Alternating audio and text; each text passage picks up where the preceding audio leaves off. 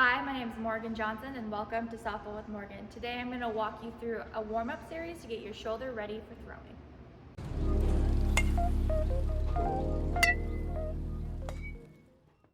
So the first thing that you're going to need is a light band. You don't want anything too heavy or too restricting, or else you won't be able to do the exercises.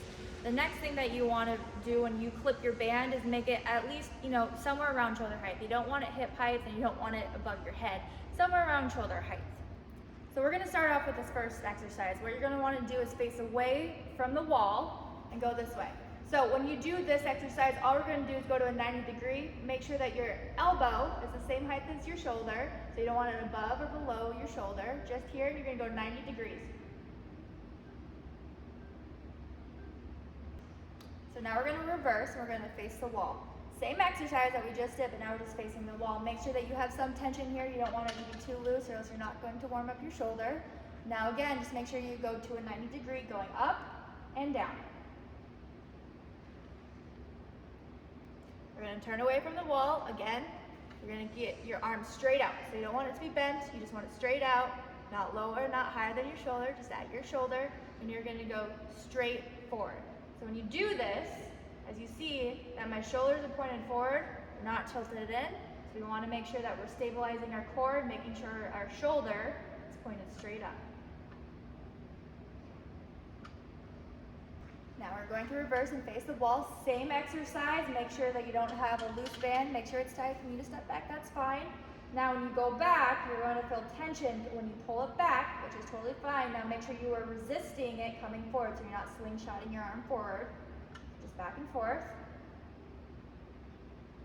Okay, so now we're going to keep this angle, so we're not going to be facing away from the ball, but we're just going to be, perpendicular to the wall. Now what you're going to take is your opposite hand and you're going to put out your elbow. The reason for this is we don't want chicken elbows. We don't want to come out and we don't want to do this. We just want to make sure that our core is stable and that our hands are always touching our elbow, just like this, and you're just going to go this hand to your opposite elbow. Now you don't want your elbow coming out because you don't want to overextend it. Just want to go to a 90 degrees. We're going to do the same exercise, but I just flip sides. So I want you to have the pull effect instead of the resisting the band effect. So what you're going to do, same thing, make sure your elbow and your hands are touching. You don't want that chicken wing. We're just going to come straight out, straight back in. For this exercise, what we're going to be doing is the throwing motion. So you're going to want to face away from the wall. When you do this, what I want you to do is turn your torso, make sure your elbows are staying shoulder height. Now when you come through, I want you to swim over your head with your throwing hand and go to your opposite knee. So when you come through, over that head, opposite knee.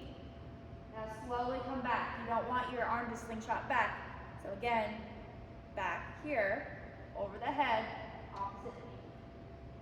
For this last exercise, we're going to do the same thing. We're just flipping to the wall. Now again, you don't want your arm to slingshot forward. So you're still turning your torso and making sure your elbow is the same height as your shoulder.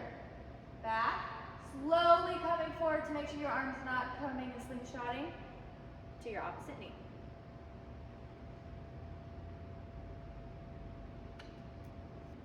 For balance reasons, what I want you to do is do your opposite arm. So if you are a right-handed thrower, after you do your right hand, I want you to also do the same exercises that I just went through with your left hand. When doing these exercises, you want to do 8 to 10 reps of every single exercise that we did.